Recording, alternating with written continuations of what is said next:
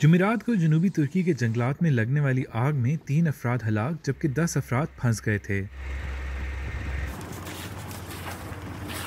मुल्क के वजीर ज़राअत के मुताबिक रेस्क्यू और आग बुझाने की कोशिशें जारी हैं। गर्म मौसम और तेज़ हवाओं की वजह से सियाहती शहर अंतालिया से 75 किलोमीटर दूर वाक़े मनावगात कस्बे और उसके आसपास के देहात में आग मज़ीद तेज़ी से फैली।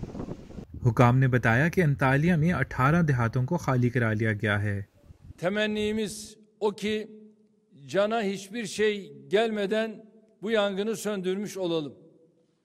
Geniş bir alanda süren yangının en kısa zamanda sönmesi temennimizdir.